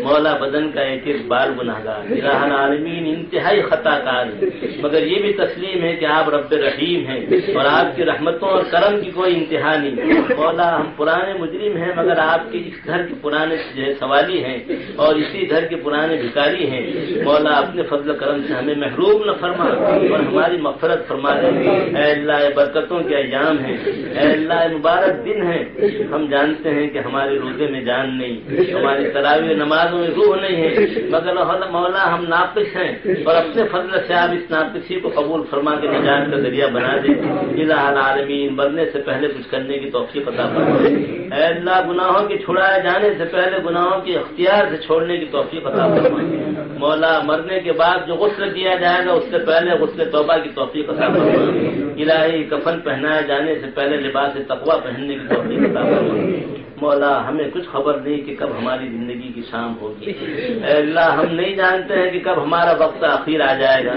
ہمارے کتنے ساتھی احباب اور رشتے دار ایک ایک کر کے قبروں میں پہنچ چکے ہیں منو مٹیوں کے نیچے دبے ہوئے ہیں آج وہ ایک جملہ بولنے کے لیے استعداد نہیں بولنے کی صلاحیت نہیں رکھتے مولا آپ نے ہمیں موقع عطا فرمایا اے اللہ آپ نے ہمیں زندگی عطا فرمائی ہمیں وقت عطا فرمایا اے رب کریم توفیق عطا فرما کہ ہم آپ کے بن جائیں ہمارے قلوب و پیشانیاں آپ کے دست قدرت میں ہیں مولا مرنے سے پہلے کچھ کرنے کی توفیق عطا فرما الہ العالمین ہم بہت کمزور ہیں بہت ناتواں اور ضعیف ہیں ذرا سی تکلیف برداشت نہیں ہوتی مولا آپ کا وہ عذاب کہ جس کی برداشت پہاڑوں میں موجود نہیں ہے ہم اسے کیسے برداشت کر سکیں گے الہی ہماری مغفرت فرما دے اے اللہ خیر و عافیت کا معاملہ فرما اے اللہ قہر سے ہماری حفاظت فرما مولا حسن خاتمے کی بھیک ہم آپ سے مانگتے ہیں اے اللہ کروڑوں اربوں سال کی لامحدود زندگی کا دار و مدار خاتمے پر ہے ہم حسن خاتمے کی بھیک آپ سے مانگتے ہیں الہی جب ہم پیدا ہوئے تو نہ معلوم کتنے آدمی دنیا میں آئے مگر کوئی یہودی بنا کوئی نصرانی بنا کوئی مجوسی بنا کوئی مشرک بنا مولا کس دل سے آپ کا شکر ادا کریں کہ مسلم گھرانے میں پیدا فرمائے الہی کی زبان و دل سے آپ کا شکر ادا کریں کہ ایمان کی دولت عظیمہ نصیب فرمائے اور بغیر محنت کے نصیب فرمائے مولا ایمان کے دینے میں جیسے آپ نے کرم سے کام لیا ہے اس کے باقی رکھنے میں بھی کرم سے کام لیں اور اے اللہ دنیا سے جب جا رہے ہوں تو حسن خاتمے کے ساتھ جائیں اے اللہ گناہوں کی نحوست کی وجہ سے ایمان کو سلب نہ فرما اے اللہ حسن خاتمے کی دولت سے مالا مال فرما اے اللہ اللہ جان مال آبرو ایمان کی حفاظت فرما، ہر خیر مقدر فرما اور ہر شر سے پوری پوری حفاظت فرما۔ مولا وقت کیسا نازک ہوگا جب ہمیں غسل دیا جا رہا ہوگا، اے اللہ وقت کیسا نازک ہوگا جب ہمیں کفن پہنایا جا رہا ہوگا، اے اللہ جب ہمارا جنازہ اٹھے گا۔ آپ کے حبیب پاک نے فرمایا کہ میت صالح ہے تو وہ یہ کہتی ہے کہ مجھے جلدی لے چلو، مولا اپنے فضل سے ہمیں ان لوگوں میں بنا دے جو کہتی ہوں کہ ہمیں جلدی پہنچا دو۔ اے اللہ آپ کے حبیب پاک نے خبر دی ہے کہ میت کا حال اگر خراب ہے تو وہ کہتی ہے کہ مجھے کہاں لے جا رہے ہو، مولا ان کہنے والوں میں ہمیں نہ بنا۔ اے اللہ ہمارا معاملہ ٹھیک فرما دے، مولا گناہگاروں پہ بیڑا پار لگا دے، مولا مجرموں پہ بیڑا پار لگا دے، مولا الہی اللہ قبر سے حفاظت فرما، اے اللہ قبر کے عذاب سے حفاظت فرما، اپنے قہر سے حفاظت فرما، مولا قبر کی وحشت کو ان سے تبدیل فرما دے، اے اللہ اس کی تنگی کو وسعت سے بدل دے، مولا اس کے اندھیرے کو اجالے سے بدل دے، مولا ہم کمزوروں کے ساتھ رحم فرما، اے اللہ اگر آپ نے پکڑ لیا تو اور مولا اگر آپ نے چھوڑ دیا تو کوئی بات دیتا کرنے والا نہیں ہوگا، اے اللہ رحم و کرم کا معاملہ فرما دے، اے اللہ ہماری بگڑی بنا دے، اے اللہ ساری امت کے ساتھ رحم کا معاملہ فرما، مغفرت و کرم کا معاملہ فرما، الہ العالمین آخرت کے سارے مراحل آسان فرما دے، اے اللہ میزان عمل قائم ہو کر کے پڑھنے کو مدنی فرما دے، اے اللہ وہ صلاح و رسائی نصیب فرما، مولا ایسا نہ ہو کہ حضور صلی اللہ علیہ وسلم ہم سے اے اللہ کہیں ایسا نہ ہو کہ حضور صلی اللہ علیہ وسلم ہم سے ناراض ہو کر اے اللہ بہت سنتیں چھوٹی ہے، بہت سنتوں کے خلاف، مولا اس ظلم عظیم کو معاف فرما، اے اللہ اس ظلم عظیم کو معاف فرما، اے اللہ حضور صلی اللہ علیہ وسلم کو آپ راضی فرما، اے اللہ نام اعمال سے اڑائے جا رہے تو دانے ہاتھ میں نام اعمال نصیب، مولا نازک وقت ہوگا جب پرسرات سے لوگ گزر رہے ہوں گے، اے اللہ کٹ کٹ کے لوگ جہنم میں گر رہے ہوں گے اور انبیاء علیہ السلام دعائیں کر رہے ہوں گے، رب کریم رب کریم، اے اللہ ہم گناہگاروں کے بیڑا پار لگا دے، مولا اگر آپ نے فضل کیا تو بیڑا پار ہے، مولا کرم کیا تو بیڑا پار ہے، الہ العالمین اپنی پکڑ سے حفاظت فرما، کٹر کی جہنم میں گرنے سے حفاظت فرما، مولا اپنے فضل و کرم سے جنت الفردوس نصیب فرما، مولا ہمارے رشتے دار جو قبروں میں پہنچ چکے ہیں کل ہم سے باتیں کرتے ہنستے تھے، آج وہ ہمیشہ کے لیے خاموش ہو گئے، مولا ان کے ساتھ مغفرت کا معاملہ فرما، ہمارے مشائخ کے ساتھ بزرگوں کے ساتھ مغفرت درجات عالیہ کا معاملہ فرما، اے اللہ امت کے سارے بیماروں کے ساتھ شفا کا معاملہ فرما، جو قرضوں میں ڈوبے ہیں اس سے نکلنے کی شکلیں پیدا کرنا، اے اللہ بہت سی مصیبتوں میں گرفتار ہیں، بہت سے پیدوں میں گرفتار ہیں، ان کے لیے خیر کی شکلیں پیدا فرما، اے اللہ فسادات کے جن بچوں کے باپ دنیا سے جا چکے ان کے 3 بچوں کے سروں پہ ہاتھ پھیرنے والے باپ نہیں رہے، ان کی مائیں جا چکی ہے دنیا سے، اے اللہ ان یتیموں کے ساتھ ان بیواؤں کے ساتھ اس کا معاملہ فرما، اے اللہ اپنے حبیب پاک کی امت کے ساتھ رحم کا معاملہ فرما، ہمارے گناہوں کی نحوست کی وجہ سے غیروں کے حوالے نہ فرما، اے اللہ ہم اتنے گئے گزرے گناہگار ہیں کہ آپ کے گھروں کی حفاظت نہیں کر سکتے، مولا چاہیے تو یہ تھا کہ خون کا ایک قطرہ ہم بہا دیتے، مولا ہماری ظلم عظیم کو معاف فرما، مولا ہماری خطایا عظیم کو معاف فرما، مولا ہمیں محروم نہ فرما، اس مجمع میں سفید داڑھی والے انسان بھی ہیں، معصوم بچے بھی ہیں، دین کے طلبا بھی ہیں، علماء دین بھی ہیں، اے اللہ راتوں کو رونے والے بھی ہیں، الہ العالمین ہمیں محروم نہ فرما، کریم کا در جو کھٹکھٹاتا ہے وہ محروم نہیں رہتا، اے کریم و سخی داتا ہمیں محروم نہ فرما، اے اللہ آپ نے اپنے فضل سے رمضان نصیب فرمایا، کتنے ہمارے احباب سے جو گزشتہ رمضان میں زندہ تھے آج بیچارے قبروں میں پہنچ چکے ہیں اور معلوم نہیں کہ آئندہ رمضان ہمیں نصیب ہوتا ہے یا نصیب ہوتا، اے اللہ ہمیں اس کے فضل کی توفیق عطا فرما، مولا احسان نصیب فرما، مولا ہمارے فرد نصیب فرما، مولا اپنی محبت نصیب فرما، اے اللہ دین کے ہوائیں جلا دے، ایمان یقین کی ہوائیں چلا دے، علم و دعوت کی ہوائیں چلا دے، اپنے طہارت و ذکر کی ہوائیں چلا دے، ہر قسم کی خیر کو عام فرما اور ہر شر سے پوری پوری حفاظت فرما، اے اللہ آپ کی مبارک ناموں کی طفیل اور حضور صلی اللہ علیہ وسلم سب کو طفیل ہماری ان ٹوٹی پھوٹی دعاؤں کو قبول فرما، ربنا تقبل منا انك انت السميع العليم وتب علينا يا مولانا انك انت التواب الرحيم سبحان ربك رب العزة عما يصفون والسلام على المرسلين.